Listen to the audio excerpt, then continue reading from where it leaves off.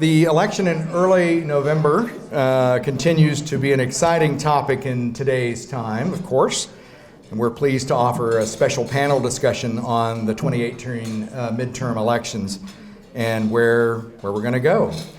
To help us, we welcome Dr. Miriam Doucette as today's moderator and expert panelist. So I'm going to ask Dr. Doucette to come to the stage, and I'll introduce her. She's Assistant Professor of Political Science at Cal State Fullerton. She is Political Science Internship Coordinator and Director of the OC Fellows, which is a program that places students in Orange County legislative offices. Prior to her academic career, she worked for 2 U.S. senators, the Government Accountability Office, and the Office of Personnel Management. Her BA is in Political Science from Miami University, and MPA and PhD in Public Administration Policy from the University of Georgia. It is my honor also to bring up Mr. Campbell. Tom Campbell is Professor of Law and Professor of Economics at Chapman University. Professor Campbell, come on, please join us. He served as Dean of Fowler School of Law at Chapman, and before that, Dean of Haas School of Business at Berkeley. He was a U.S. Congressman for 5 terms, a California State Senator, Director of Finance for the state of California, Director of the Bureau of Competition of the Federal Trade Commission, a tenured law professor at Stanford, White House Fellow in the Office of the Chief of Staff, law clerk to U.S. Supreme Court Justice Byron White, and U.S. Court of Appeals Judge George McKinnon. He holds a PhD in economics from the University of Chicago and law degree, magna cum laude, from Harvard. He was chairman of the World Affairs Council of Northern California as a member of the American Law Institute. And part of the reason we're going along today is because of his lengthy bio. Thank you, Professor Campbell. Judge Gray, please join us. He served with the Peace Corps in Costa Rica. From 1972 until 75, Judge Gray was staff judge advocate and criminal defense attorney for the U.S. Navy JAG Corps at the Naval Air Stations in Guam and Lemoore, California.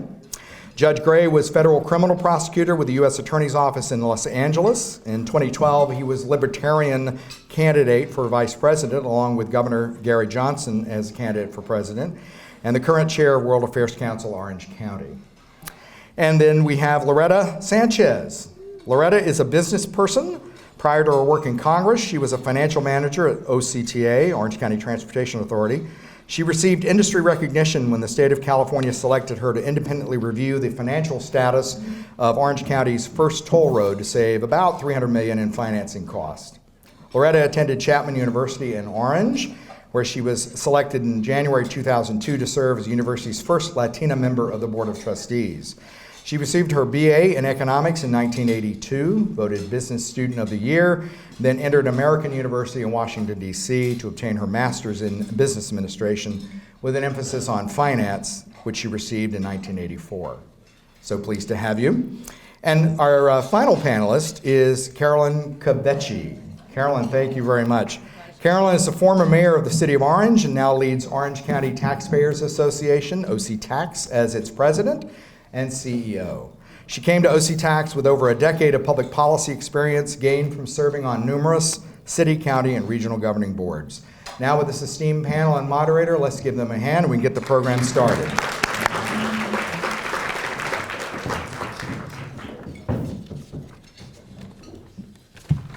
Hello, everyone. Thank you so much for having me here today. I'm really looking forward to this discussion. I can't imagine a more interesting election to be talking about. So before we get started with the planned questions, I want to give each of the panelists a chance to have a couple minutes to talk about their 2 or maybe 3 biggest takeaways from the midterms. I will remind all of our panelists to try to be as concise as possible. I know that's challenging given the topics, but we want to try to get through as much as we can. So would anyone like to begin? Well, that's a discouraging introduction because I'm in the legal profession. I get paid by the word, but I'll let that go.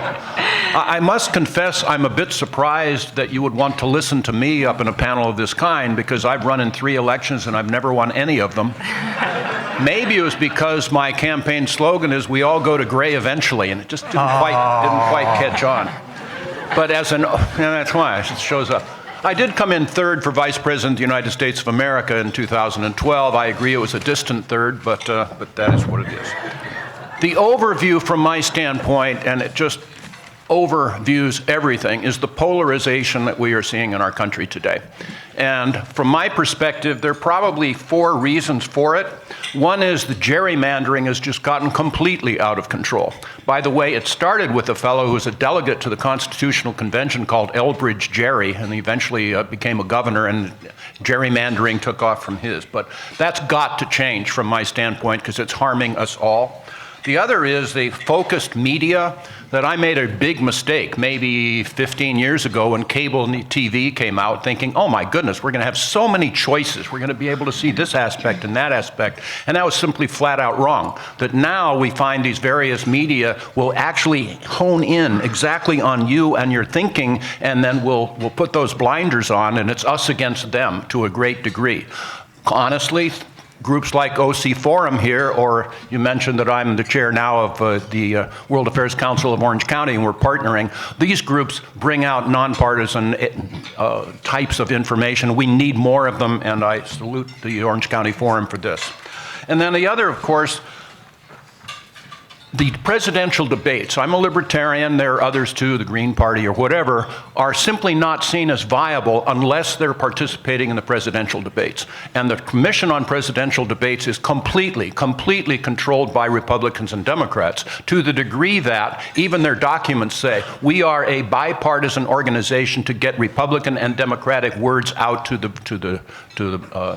people.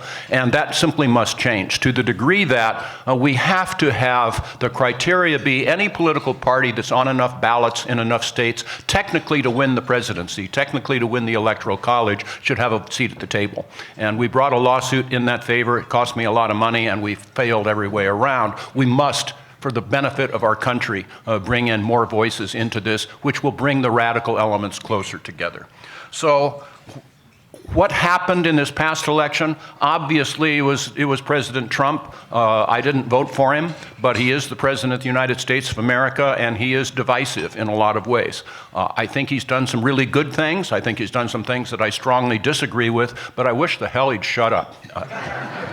So that has come into this election here in Orange County, as well as an unprecedented amount of money that have come in from out of Orange County for these races. I don't think we'll see these very often, but that's what we have. Otherwise, the demographics in Orange County are changing, and that's fine, bringing in immigration and the rest. Another, though, is a little more subtle, and that is in Orange County, it used to be really overseen by the defense industry, by the aerospace, etc. And they tended to be more conservative, tended to be more Republican, and now they've pretty much gone. And so that has not been replaced.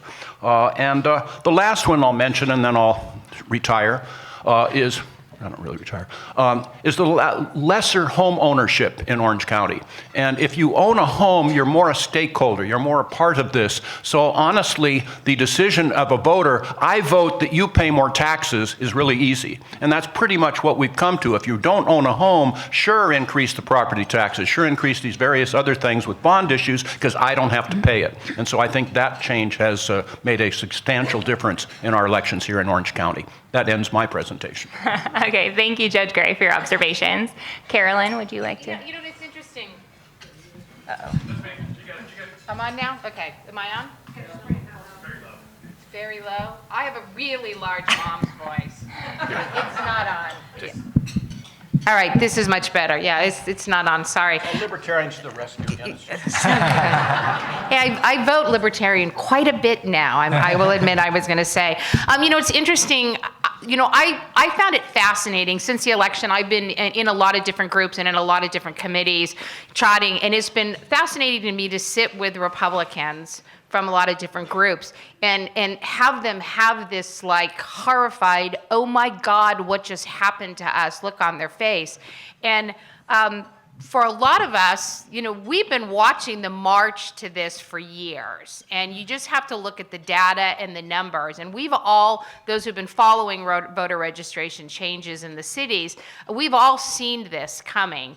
But for me, I think there were multiple forces in play this election day, and I think it was, if maybe 1 out of the 3 or 1 out of the 5 or 2 out of 3, you know, happened, it wouldn't have happened as cataclysmic as it did. But when you had all these forces in play all at once, all on the same election day, it resulted in really candidly the annihilation of the OCGOP as we know it today. And if the Republican Party is going to survive in Orange County, all of the leaders better be sitting in a room someplace and figuring out how they're going to change, because going forward, it's not going to work the way it did. And I agree with Judge Gray. We had a couple of the same ones. And not in any order of significance, but the first is the President Trump. I think he had a play in what happened on Election Day here in November. And not just because people don't like Trump, but because he's such a polarizing figure. So all of a sudden, politics is coming to a bigger fray, where you maybe didn't hear or see about the president, and you didn't even, most normal people didn't even know what was happening in Washington, D.C. All of a sudden now you've got a guy who's, just constantly throwing himself in the news for better or for worse. And so people are having opinions on the president more than they didn't. The other was the unprecedented turnout, and I'm sure you guys know, 71% turnout in Orange County in a midterm elections. Wow. I mean, really unbelievable. Well, that can be good and that can be bad, and maybe we'll talk about that later. The other was the Democratic spending, and maybe Loretta will talk about that. I mean, I'm sure you all know, truckloads of money were backing up into the county, into these Democratic races, more than we've seen in a while. The other, again, as Judge Gray says, the demographics are changing. And at OC Tax, we've been watching the registration shifts over the year, and I hope we're going to talk a lot about non-NPP voters, because there are more NPP voters in the state of California than the Republicans, and they may beat the Dems in the next decade or so if it keeps going. And the other is just a candidate itself. And it's funny, when I came in and I literally asked Francisco when I came in, okay, none of the losing candidates are here, because I want to be really honest. And he said, no, they're not. So I'm going to be really honest. The candidates themselves in a lot of these races are at fault. Number one, over the years, you've had poor constituent care. I mean, those of you who are following, some of our Republican congressional didn't have town hall meetings, didn't respond to anything, bad constituent care. You had bad fundraising. We have state officials who live in some of the wealthiest districts in the state of California, and they didn't raise money during their time in office in that cause.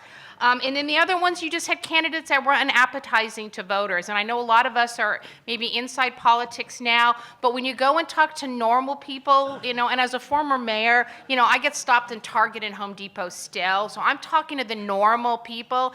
They didn't like our Republican congressional not the candidates, are the Congress people. They didn't like them. They couldn't relate to them. They didn't like them. You had one horrific tax vote in South County, and then you had an opposite vote in Huntington Beach, but they both got pulled out of office, and I think there's reason. So when you have all of that at once, bad candidates, huge spending, president not hardly anybody likes anymore. It just drove people to the polls, and this is what we have. So perfect storm in Orange County. Okay, great. Thank you so much. Professor Campbell, do you want to? Sure. Thank you very much for having me here and for having this forum. A quick word in support of Judge Gray's simple fairness request that the President of the United States should include candidates of parties that are qualified on ballots, and they should be participating in the debates. It's outrageous that the Libertarian candidate could not be part of the presidential debate. I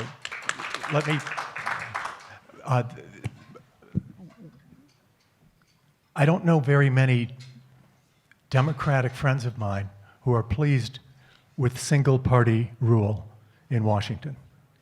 And I don't know any Republican friends of mine who are pleased with single-party rule in the state of California.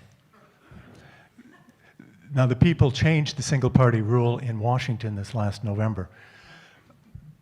But what I take from the election and what I'm very actively engaged in right now is an effort to create a new party. One of the reasons is as simple as what I just described. Single-party rule is not good for our state, and the Republicans are no longer able to provide the balance against single-party rule. In Washington, single-party rule is not going very well at all, and I think we'll begin to see some major improvements from the necessity to reach a hand across the aisle. When I think of issues it occurs so many times that there's a sensible compromise.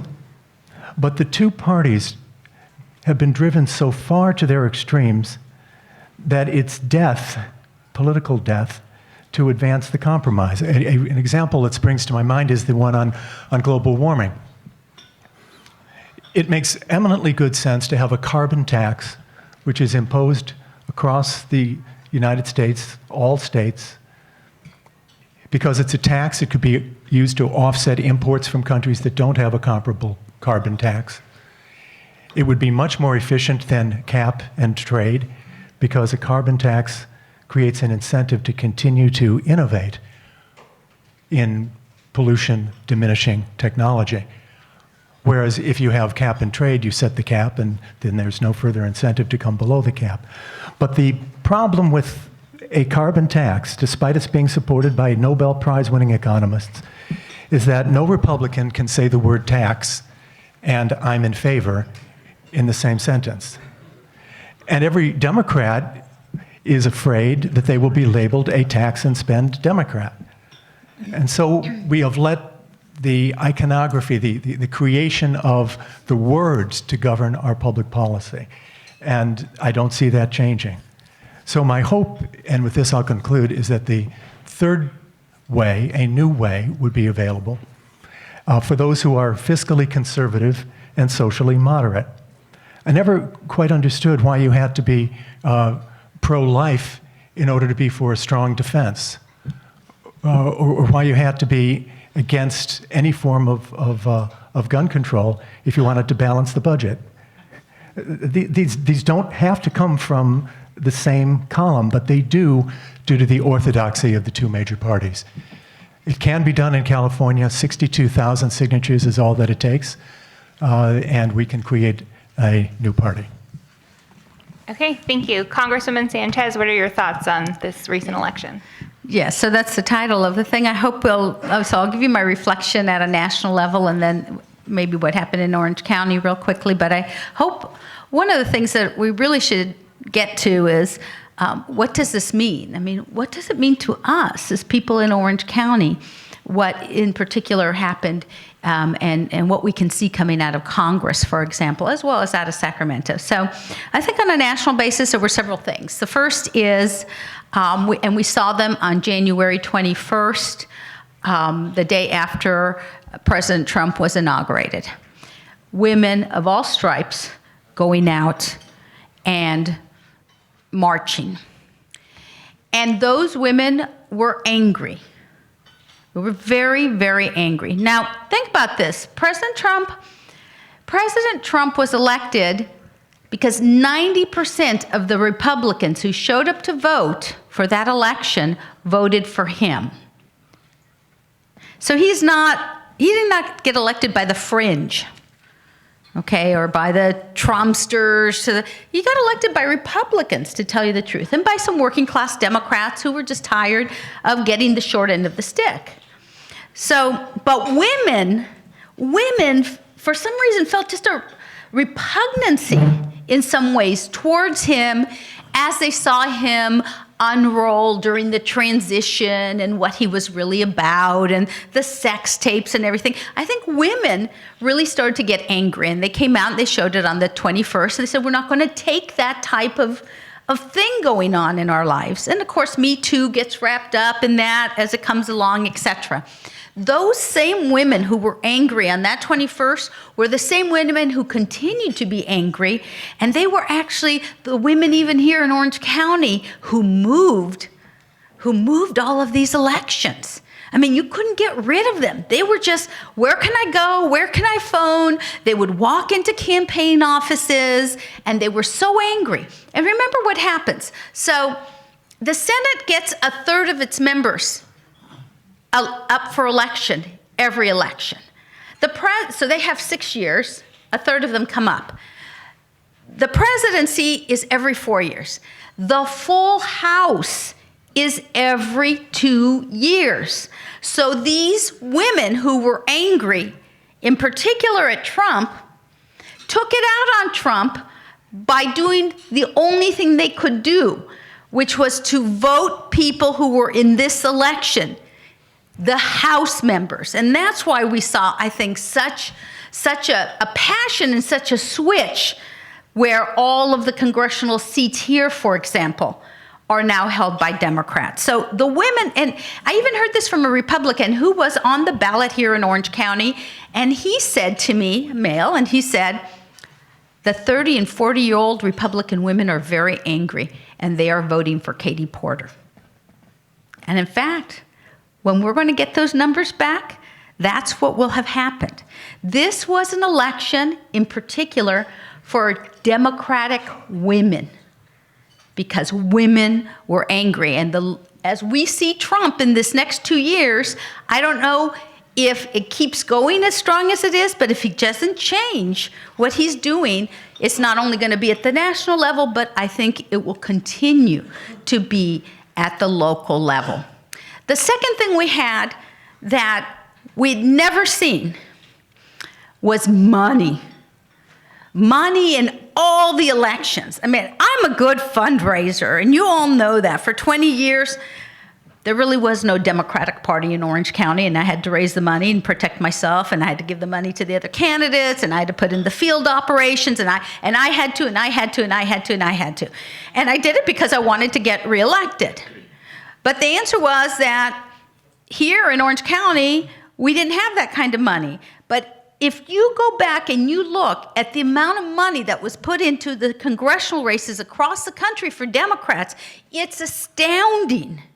It's astounding. And what happened here in Orange County, I mean, it was just really a lot of money. And the third thing I'll tell you is the young people.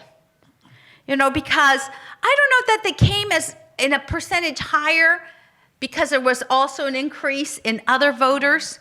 But there were a lot of young people who came to vote.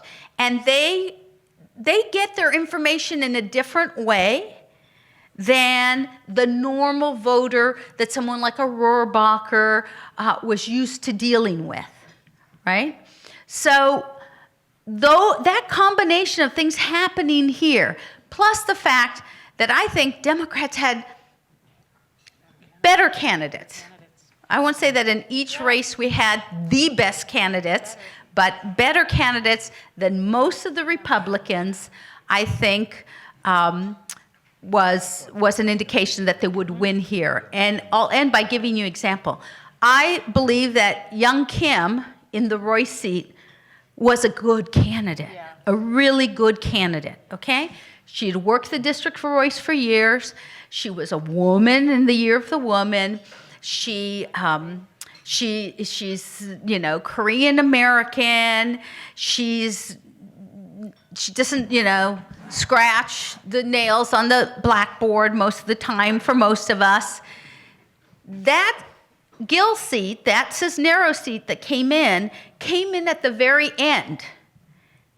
That should have come in before Katie Porter's seat came in, because according to the numbers and the makeup, if you really understand the way elections come out, he should have won over that district before we would, as Democrats, would win the Katie Porter seat. And the fact of the matter is he won after. And the reason was because young Kim is a good candidate. But in most of the seats, hardly looks like his district. It just does. You look at him, you go, yeah, that's Newport Beach, that's Laguna Beach, it's just the case, And Mimi, she followed the Trumpster too much. And that killed her when all was said and done. It was that 30 and 40-year-old women who didn't vote for her. So in particulars, I could see the races evolving in Orange County. But overall, I think it was money, it was the Trumpster, and it was people taking their reaction out with the House of Representatives. Okay, thank you. Carolyn, you alluded to this a bit earlier when you talked about the need for the Republican Party to regroup to some extent. So the first question deals with the so-called elephant in the room, which is how should both parties or any party respond to the reality that Orange County is now purple and really trending blue? Well, and it's been moving this way for a while. And by the way, I'm with Tom on the party. Those of you who know me say I've been preaching that for quite a while. So you may see Tom and I working together pretty hard over the next couple years at this. Well, the demographics in Orange County has just been changing. The demographics in California is changing. And just to kind of give you some money at the state level, there are 25 million registered voters in the state of California. 43.5% of them are Democrats. And if you look at the numbers, the Dems have been staying pretty steady. They go down a little bit, then they go up a little bit, and they go down. But pretty much Dems are just steady. They're not gaining a lot, although they have gained a little bit, I think, in this last one. But Republicans, when you look at the graph, and we've graphed it at OC Tax, when you look at the Republican trajectory, it's like straight down. I mean, the Republicans are just plummeting in California, and Republicans are at about 24% of the registered voters in California. And so if you want to just at the state level, 24% gets you nothing, by the way, unless you're all like grouped in one spot, which it has kind of been in the past with Orange County. But as far as state level offices go, 24%. No party preference is now at 27.5%. So if you didn't realize it, Tom's passed my party in this last year or so, actually about a year and a half before we predicted at OC Tax the pass was going to go. And that trajectory is straight up. So the Dems need to be very careful. And I think it's going to be fascinating, Loretta, to see with this new Dems coming in at the state level and the changes that are going on in your party, it's going to be interesting to see if the Dems don't blow up in 10 years as the Republicans have kind of blown up now. So it'll be fascinating to see when the no party preferences passes the Dems as well. But for Orange County. Give us 4 years 4 to years? blow up. Okay, we'll do that. You heard it here first. Very optimistic. So in Orange County, 3 million, there are 3 million of us here. Half of that, 1.5 million are registered voters in Orange County, 1.5 million. And Republicans still have the plurality, but just barely. 34.5% of the registered voters in Orange County are Republicans. 33.5% are Dems. There's only a 1% difference. There's only 16,000 more Republicans in Orange County than there are Democrats, only 16,000. And OC Tax did a program in October, and we looked the numbers up in October. There were 23,000 more Republicans. So just in 2 months, that delta is dropping radically already. No party preference, 27.7% and rising fast. So the blue and the purple have been, or the red and the blue have been muddying over the last couple years and muddying and more until it's right now. So candidly, I think the game now is going to be getting those declined estates, they call them no party preference voters now. I think potentially you're going to see party structures weaken countywide. They'll always be big in small little enclaves. And if you haven't gone to ocvote.com, the Registrar of Voters, they've got fascinating graphics. You can pull up the Mimi Walters, Katie Porter race, and you can see literally by color, precinct-wise, where it went and where it didn't go. And it's surprisingly, Irvine obviously catapulted Katie Porter into office.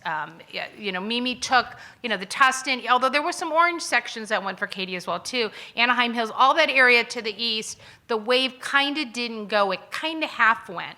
But for me, what's fascinating and what you have to deal with the blue is the unprecedented, what it affected on the down ticket. So I think the Harley-Dana race catapulted Kim Carr into office in Huntington Beach. Nobody even kind of had her a little bit on her radar. And in Irvine, I think the Mimi Walters, Katie Porter race catapulted Farrah Khan into office. And again, we didn't know, but there was... And Costa Mesa? Yes. Look what happened Katrina in Costa and Mesa. all that list? Newport Beach, it looked like 2 out of the 3 incumbents were going to lose until the very end, and then one of them popped back up and an incumbent lost. So I think, how does Orange County get used to it? I think they're going to have to recognize for the first time Orange County is really the American melting pot. We're all over the place in demographics. We're all over the place in makeup of country of origin. And I think the party systems, the Republican Party system is, I hate to say it's a death knell, but those of us who have been trying to survive in the Republican Party system as a local government, we kind of gave up on it anyway a decade ago when we found out that potentially women at local levels aren't their favorite candidates to support anyway. So I'm just going to shove that out there on the table because unless Loretta and I decide to have fun in the third, I don't think I'm running for office again. But I think you're going to see the Dems. I thought you were helping me. Yeah. So I think you're going to see it. So I think this is the new reality, and they're just going to have to get used to it. And those of us who do this, because we love Orange County, because we love our communities, we're going to have to change. Party system, I think it's going out the window. We're going to have to get to and everyone's just going to have to get used to it. And you mentioned that you thought a lot of this was due to the changing demographics, and this is for you or anybody else. How much of this election do you really think was a result of these evolving demographics versus a referendum on the president? Both. I would give it equal rate. Probably I'd give changing demographics maybe a little higher. I don't know if anyone else agrees with that. I think sometimes we give President Trump too much power in the room, candidly, so I just want to say that. But I think it is a changing demographic, and it's a changing way. We haven't gotten to ballot harvesting yet. I know we'll get to that. It's a changing way to do elections. It's a changing way to get voters out there, and everything has changed. I think we'll be looking back, the next generation of political geeks will look back at the midterm November 2018 and say, this is where our business changed. This is where we did business different. And I don't think that's a bad thing. I'd like to comment on your question. Is it President Trump or is it long term? No Republican has won statewide in 2018, 2014, 2010. And the last one was 2006, when it was Arnold Schwarzenegger who would have won without R after his name. So you can't really say it's President Trump. This is much longer and in its genesis. Having said that, the Democratic Party is very likely to run against President Trump for the next 4 cycles, at least. I mean, the Republican Party, the Democratic Party ran against Herbert Hoover from 1932 to 1968. I think I got that right. So President Trump will be at the top of the ticket in all likelihood, barring Mueller events. And so the Democrats will have the target once again. If he wins, well, then that's for 2022 as well, and for 2024 as well. If he doesn't win, it won't stop the argument of, well, where were you when Donald Trump was in office? How did you vote? Were you an enabler? I can hear the words right now. So both are true, the long-term trend and also the effect of President Trump, at least for the next 4 cycles. And I wanted to say one last thing. This is not the counsel of despair. This is the counsel to do something different. Yes. And to do something different, one must be optimistic about California. What concerns me, as I said at the opening, was single-party rule. If you have more than 2/3 in both houses, you can increase taxes. You can put constitutional amendments on the ballot, and that means including Prop 13, without the approval of any single voter. And so just keeping the 2/3 from happening is an achievable goal for a new party. You don't have to say, I've got a plan to elect statewide. All you have to do is say, I've got a plan to elect 2 state senators. And that can be done. Okay, thank you. Congresswoman Sanchez, I know you had mentioned the youth voter turnout this year, which was extraordinarily high, especially for a non-presidential year in Orange County.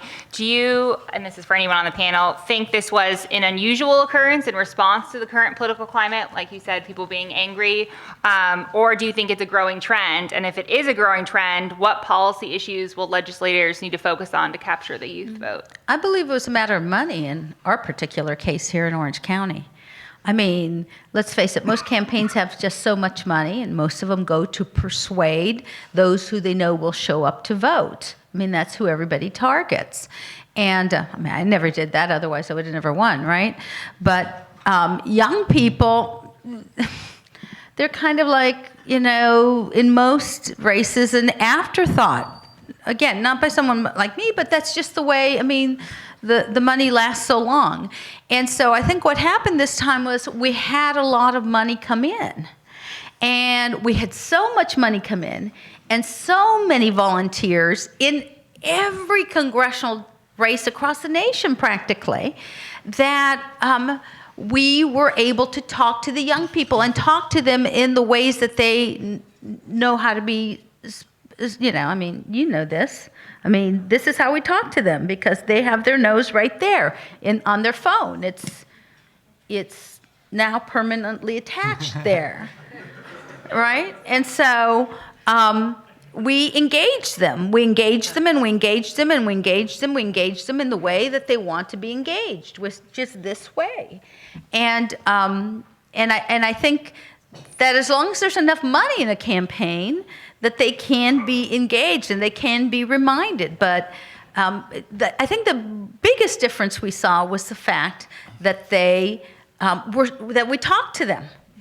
And I think Democrats did a better way of talking to them than Republicans, simply because of the amount of money that sat in these congressional districts. And utilizing social media, Yes. perhaps, in more effective ways. Does anybody else have any thoughts on these? Yes, we people who favor good representative government have two discouraging realities to put out there. And one is that people in elections understand that the ultimate reality is that reality in elections is irrelevant. The only thing that matters is the voters' perceptions of reality. And that is not at all frequently the same thing. And the other reality that I would tell you is discouraging is that you cannot educate voters during elections. That just doesn't work, that they have their perceptions and you have to demagogue and you have to put in these little slogans. So what we would have people do is listen to Milton Friedman, who is one of my heroes, who said, look, we should judge our programs by their results, not their good intentions. If we could only get that across to the voters and to our people in government, it would be a positive revolution in our country. Because you have people saying, oh, I want this free stuff, and I want you to forgive my student loans, and I want you to give me a universal health care and all the rest of this, all of which is pretty much unattainable, but it sure gets a lot of votes. So we're facing those realities, and it's hard, and it won't get much easier. One way we could do this is to say, okay, hear ye, Washington, Sacramento, do not pass any legislation for the funding of programs unless you include in that legislation where the money's going to come from. And then people might start realizing that these things, this $1 trillion deficit is it's not running me astray. I'm doing fine, thank you very much. I know I've got my pension and I've got my home and stuff. It's our young people that are in trouble, that they're the ones that are going to have to pay this off, and it's totally irresponsible for us to do what we're doing. We have to get things like that, the reality, out to the voters, and we have to do it now. I know, and it's always an exception. Carolyn, did you have a comment? You know, it's interesting, we're hearing about this youth voter surge all over the nation. And it'll be interesting when the numbers crunching comes back in. But they're surging because their voter numbers were so low to begin with. Youth still the bar was low. The numbers for youth were so low. So, at 9%, I think they're talking about 9% some of the June elections of 18 to 33 going up. It looks like this massive surge because they never vote. Young voters are still disproportionately still the lowest. But the interesting thing, and this is back to the parties, is that there's still this huge discrepancy in age. So young voters still vote Dem, and older voters still vote Republican. And we could have a whole nother debate on that alone, on why that is. But they did a survey on voters who, this was the very first midterm election they ever voted in it. So across the country, the first midterm ever. And I'm sorry, I don't, for those of us in the room, midterms are just normal, right? We don't make a difference between midterms and November, but normal people do. And disproportionately, for first-time midterm voters ever, it's like 60% voted Dem and like 30-something voted Republican. So yeah, the youth, any surge it is, even if it's not a lot, it was just enough. And I think we'll find that was the difference in some of the Dem votes, because you didn't need that many to roll them over the top. And if the youth came out in any surge, they were going to push Dems across the board. But again, in the grand scheme scheme of things, they're still a smaller percentage. But yes, the other, whatever Tom and my party is in the future, and the Republicans and the Dems need to figure out how to get to the youth to vote and to keep it up, because they can peel it up just a little bit. Still low though. Okay, great, thank you. Our next question deals with the actual voting process. So I know someone mentioned ballot harvesting earlier. In any election, there's a constant struggle between ensuring voter accessibility and preventing voter fraud. Ballot harvesting, I'm sure many of you have heard of, is a now somewhat controversial practice that allows any third party to return someone's absentee ballot. How do we guarantee access to voting, given some of these new options, while also protecting the integrity of the voting process? It's worse than that. AB 1921 is not only that, it's you can collect as many as you want, and you could hold on to them for as long as you want. So those of us who run political races, just think about, you're trying to run a city council race or an assembly race, and all of a sudden you hear somebody's collecting hundreds, if not thousands of ballots, and they're holding on to them. So now the Register of Voters aren't taking those voters off the rolls for new mailers, new social media outreach, new anything. They're sitting on those numbers. So now you don't know how many Dem ballots are back, how many Republicans. You run races, you're getting those numbers on a weekly basis and you're responding to it. So it's more than just that. It changes how elections are gonna run because they're holding on to that. And it's interesting, in North Carolina right now, it is North Carolina, I think, isn't it? North Carolina right now, they may vacate an entire congressional race because the Republicans did ballot harvesting. And here in California, it's the law of the land. So we can have a big discussion on that. Does anyone else have any thoughts on balancing accessibility? Well, I do, because as you probably know, in my first election, that was contested for almost 17 months in the United States Congress, because I won by 984 votes. It was really the first election that anybody saw where the ballots were being counted on a daily basis, posted at 5 p.m. in Orange County, and it took a full week before, and the ballots still weren't counted before we mathematically figured that there was no way that Bob Dornan could win, and we called the election the following Tuesday. Now, that seems normal for all of us, right? To see the counting go on. You know, I was working with Harley and in the primary, and his voting went on for 3 weeks, right? The counting of the vote. And on election night, he wasn't up. And I just kept telling him, I've been through this. You just relax. The votes are going to come your way. And, you know, I was holding hands in this general with Gil and with Katie, and, you know, and Harley was going to be okay. I told him that night, you're going to be okay. It's Katie and Gil. And, you know, it was like, just hold off, just hold off. So, and why is that happening? Well, that happens because we happen to have a particular way where we vote by mail, and then we walk our mail into the polling place that day. Right? That's what we do. We've gotten smart. It used to be that we voted it and we sent it off. No. Now we hold the ballot. Then we look for all the nasty stuff in the last week. Right? And then we make a decision, then we walk it in, because we can't be bothered to actually go in and really stand in line and take the time to vote and everything. We just vote it at home and we walk it in, and that's why it's taking so long to count.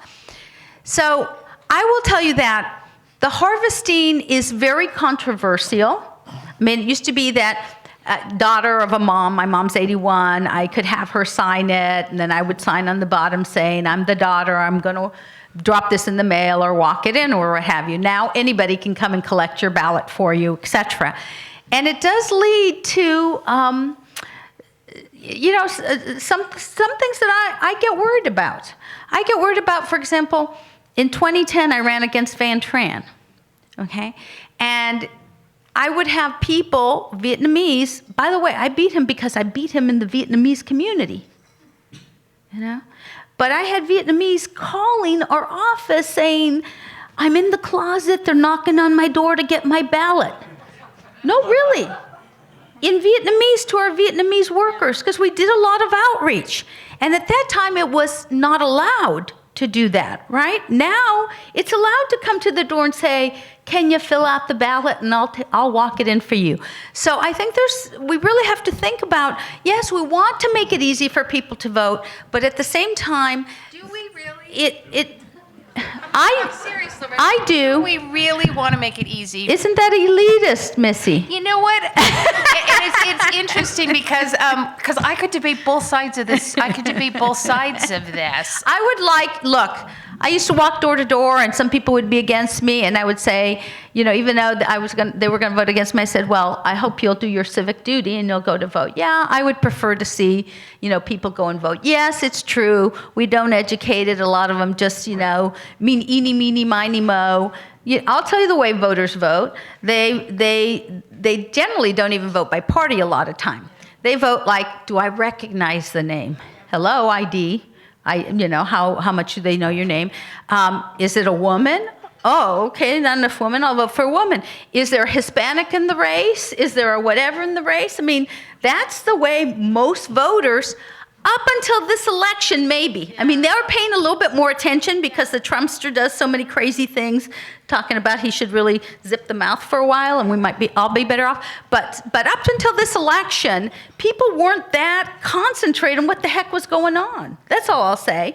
And and so I do want it to make it easier for people to vote. Would I prefer that they be educated and everything about that?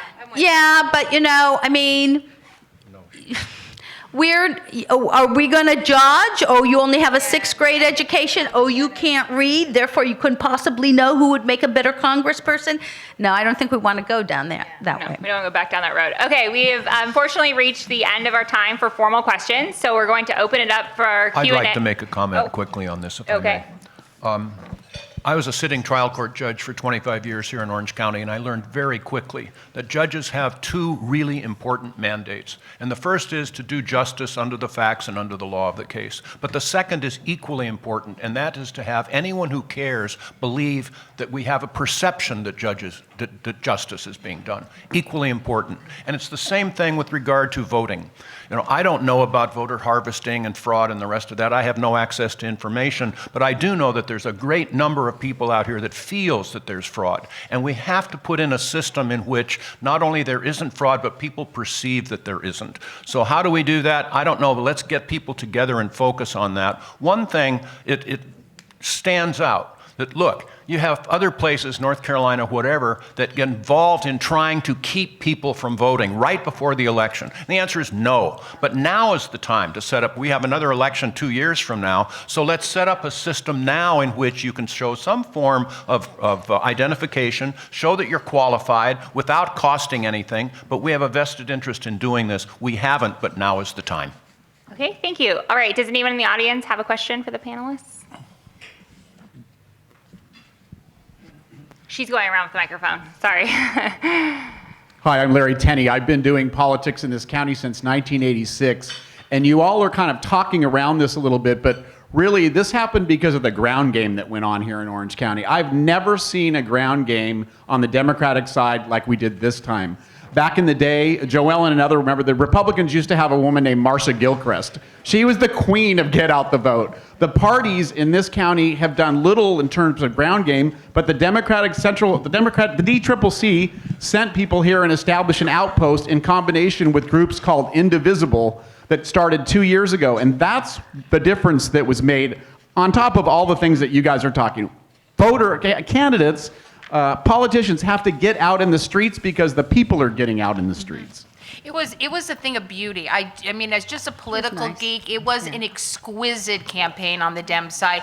The interesting thing is, and I want to respond to that really quick because it was a point I wanted to make, do the ballot harvesting. I've been in a lot of meetings over the last week, and we talked about ballot harvesting and did the OCGP do anything?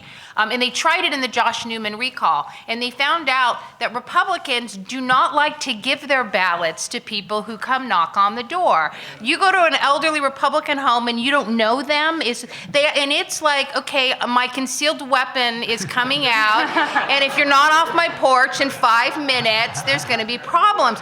So it's going to be different because you've got 2 different types of voters. Maybe as the ballot harvesting becomes a normal activity, maybe as Orange County changes its system and goes as what they're trying to do statewide to all mail-in with voter centers, maybe that'll do that. But you've got two different types of personalities in two different parties, and it worked brilliantly for the Dem. I just gotta say, it does. brilliant. We will give you anything. Shirt off our back. But to the young man over there who said that, yes. And that was a combination of two things. Pissed off people who got involved and money to be able to direct it and target it and move that whole. Okay, thank you. Let's move on to our next question. Francine Cinto, have any of you given any consideration to ranked choice voting, particularly with the open primary system? What choice voting? I'm sorry, could you repeat your question? Have you given any consideration to supporting ranked choice voting Ranked choice. as they're used in Maine too? Yes, there are numbers of possibilities. Automatic runoffs or ranked choicing, namely if you have 5 people running, I could go along with 1, 2, and 3, so I vote for 1, 2, and 3, and then you count up all the votes and the winner wins. So that way, you do away with this less of two evils sort of thing, and I think those changes, they're happening now in Maine, and it's promising. Mission Viejo's considering it too as Yeah. well. And by the way, may I quickly say that with regard to the last question, Tip O'Neill was right at least on one thing, and that is politics is personal, and we saw that demonstrated in this last election. Okay, thank you. We have another question. Yeah, I'm curious about the new party idea. First of all, if Carolyn's numbers are right, then and they are, we've all heard them. This new party can get half of the Republicans and all of the disaffected NPPs and still not get anyone elected given the strength of the Democrats. And historically, the country's always been binary. The Libertarians will get 5 to 8%, and the major parties sometimes change. The Whigs are gone, the Federalists are gone, but it's always been binary. How mechanically does it end up that this new party gets some traction? And what's wrong with the Libertarian Party being that vehicle? I'll take the first and maybe The applause after that comment was deafening. Judge Gray can speak to the virtues of the Libertarian Party. So pragmatically, focus on 2 state Senate districts because that's the majority over the 2/3. Okay, so don't go statewide. I understand, but can I find 2 state Senate districts with a termed out or a retiring incumbent where the Dems and the Reaps are running more than 2 candidates in what is the first round, and 1 center party candidate? Can I find in the state of California 2 state Senate districts like that? You bet I can. Then what you do is focus on getting that person into the finals. So the top 2 system makes the third party possible in a way it never did before. The old system, the third party, the fourth, the fifth, the Greens, the Peace and Freedom folks, they all had their chance to come to the ballot in November and they never won. But if you're on the ballot in November against only one opponent, poll after poll shows Californians will vote for the independent. Poizner's not our insurance commissioner I now. completely grant the point, and it's the exception that Steve Poizner became the closest of any non-Democrat. He did very, very well. And focus, please, for a moment. He ran statewide. Yeah. The numbers statewide are Democratic. And still only lost by about 100,000 votes. Very narrow. So very narrow. But give me 2 state Senate districts or 4 state assembly districts, and the fact that the law already has this top 2. So, to focus, open seat, not hopeless Democratic or hopeless Republican registration. In the middle. Contestable. A candidate of some quality, and 1 centrist with more than 1 Democrat and more than 1 Republican. The polling that we've done on this demonstrates whether you're speaking of North, South, Central Valley, the independent with nothing else wins. If you get to the finals. Okay, so what happens if you get to the finals? Now, in Sacramento, there would be 2 state senators forming a very small caucus called the centrist caucus.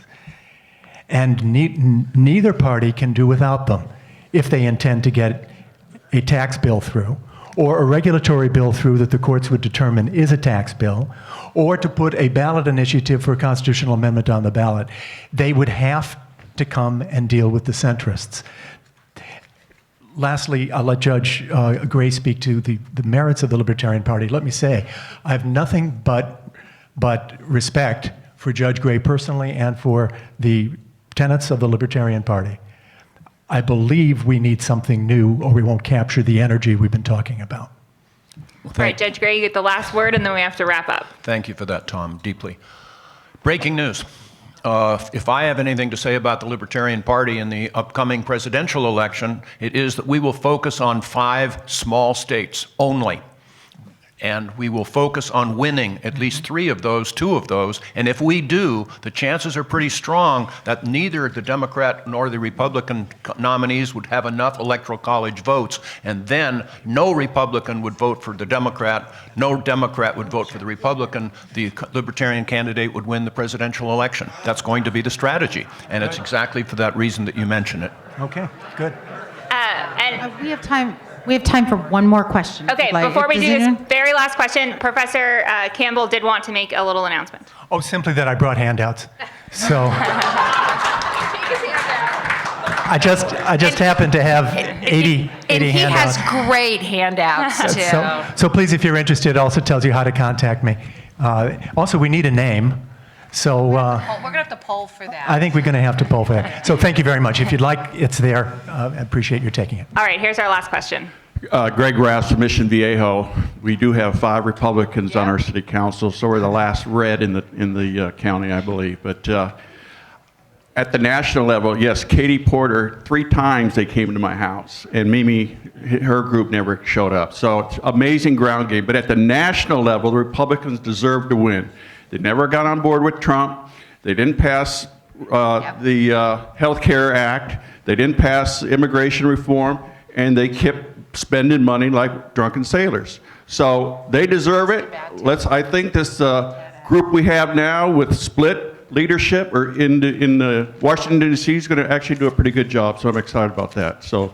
But as far as Orange County, we need to regroup. Okay, good. So it's just a statement, no question. Okay. All right.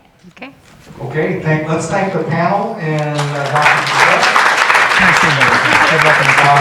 I do have to say one thing. I agree what Carolyn said. Nobody's coming for my ballot. Okay, I'm going to turn mine in. So if anybody wants to, a spare warning, no. So as we close today's program, I'd like to thank all of our sponsors for their continued partnership with the forum. I'd like to thank Dr. Doucette for a great job moderating and the insights of the esteemed panel. Let's give them another round of applause.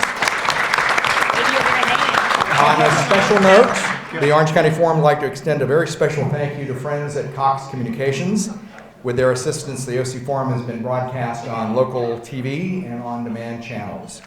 The Forum is happy to announce our next programs on the calendar. In January 2019, we'll be having our annual State of Orange County discussion with Chairman Andrew Doe of the Board of Supervisors. So thank you all for braving the rain. Thank you for being here. This is my last program as president. I had a great audience here. Thank you. I will still be on the board. But thanks for being here, and enjoy the rest of the afternoon. Have a healthy and prosperous 2019. It was a pleasure to see you. Thank you. Carolyn?